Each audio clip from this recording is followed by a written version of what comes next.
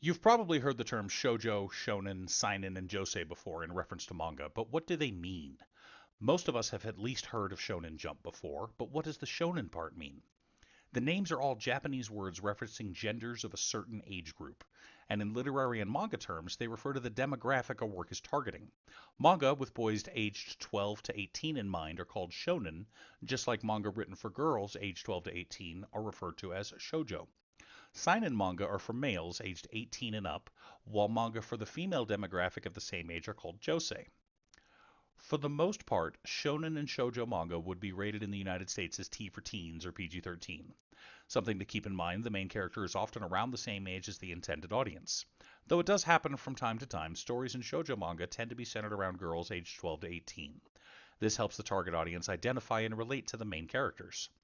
For the last decade, most isekai have been shonen.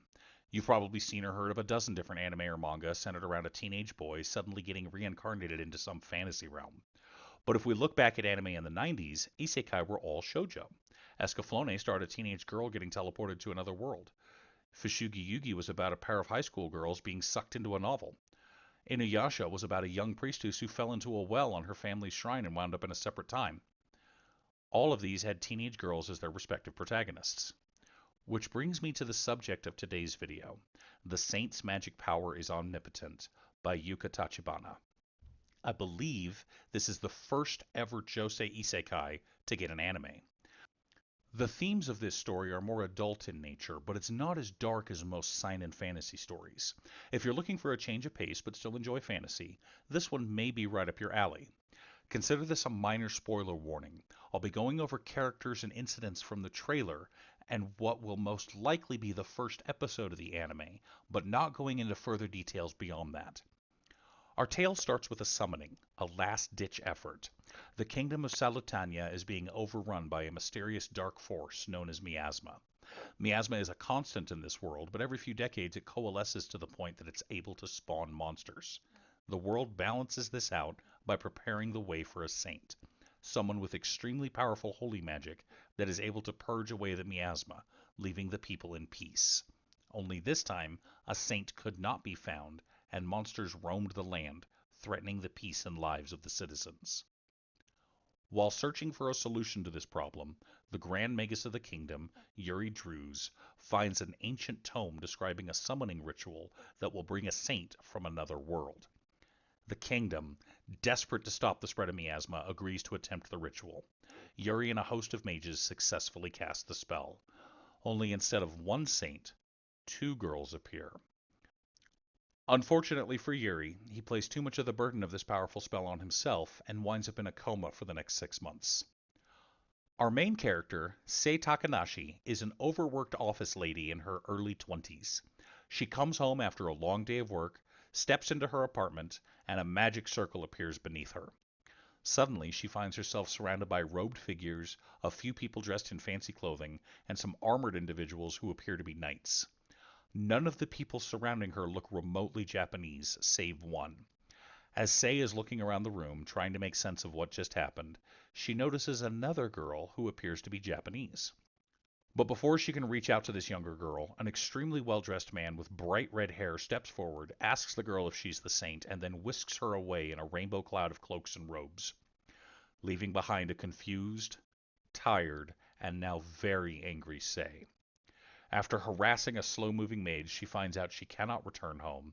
It's too dangerous to leave, and she could do nothing but mourn the loss of her previous life. Time passes, and Sei eventually finds an herb garden and makes friends with the man she finds working there, Jude. Having an interest in herbs and essential oils when she was back on Earth, she is fascinated to discover that in this new world, herbs are used in the manufacture of potions.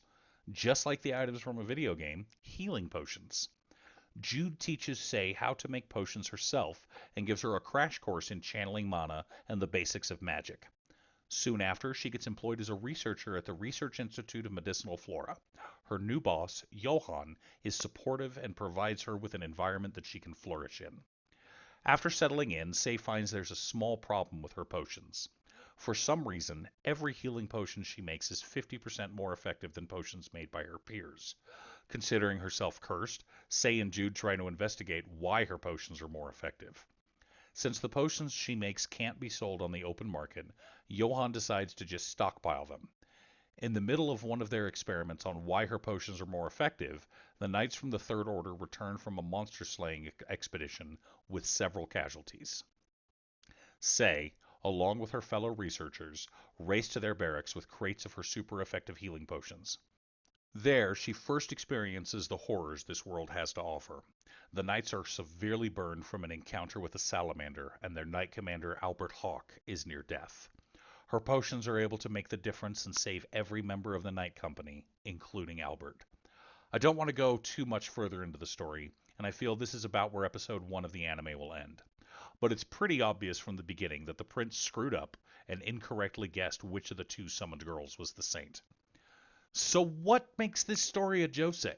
First of all, Josei stories tend to be a bit more grounded in reality than shoujo. The characters have more realistic character designs and down-to-earth goals. In Escaflowne and Fushigi Yugi, the main girls both wanted to enact change upon the world through the power of their wishes. They wanted to bring peace and prosperity to the land through their power. Sei just wants a quiet life working in the institute, studying herbs and making potions. She has a satisfying and fulfilling career. Her work as the saint actually interferes with her chosen career, and part of her resents it. Yes, she can use her powers for good, but that's not what she wants from her new life. Sei just wants to be a hard worker and take joy in a job well done. Secondly, the men in this story are gorgeous. They are not cute boys, they are handsome men, and Sei's heart is under constant attack from their dazzling smiles. The character designs are realistic, and they look like actual humans rather than cartoon characters. The romance that develops is slow and careful between two adults thinking about the impact having someone else in their life will make, rather than just teenagers confessing and walking home with a classmate. Sei is not clumsy with romance, she's inexperienced. Her focus as a teenager and college student was always on her studies rather than her social life. She knows how to talk to people, she has no problem interacting with the handsome men that surround her, but courtship is something new to her, and whenever she finds herself in a romantic situation, she gets flustered. That's not to say that all of her interactions are with men. I'm not going to spoil anything, but Sei does form a lasting and important friendship with a noble lady. Men often underestimate the importance of women having close relationships with other women. It cannot be understated how these friendships can be a keystone to the life of a woman and will positively influence all aspects of her life. Finally, and this is the real reason the show is a Josei fantasy, is that the main female protagonist is working with men who respect her as a person. She's not getting catcalled, no one is grinding against her on the train, she's not getting hit on by her boss. Instead, her coworkers are respectful, her boss is supportive but not intrusive, and the man showing interest in her treats her with kindness and respect while gently letting his feelings be known. When she does get a hard time from the men around her, it comes after a relationship has been formed and trust is established. Teasing is good-natured and coming from a place of mutual knowledge and camaraderie rather than power and harassment. It's what friends do, and quite frankly, there aren't enough depictions of healthy male-female peer relationships in any media, let alone anime. All in all, The Saint's Magic Power is Omnipotent is a delightful story told from a new perspective. Yes, we've all seen Isekai with an overpowered main character before, but instead of the usual teenager out to save the world, this time our protagonist is an adult woman just trying to live a fulfilling life. This changes the entire tone and feeling of the story in numerous subtle ways. Instead of focusing on her powers, the story focuses on how her powers affect her relationships and her career. The light novels have been a joy to read, and I hope the anime captures some of the magic in this series. Thank you for watching another of my videos. This is Danon. I'd like to give a shout out to Dancing Butterfly for her help on this video, and also a special thanks to my editor, Cute Stuff. I couldn't make these videos without you. To be informed of new videos when they come out, please like and subscribe.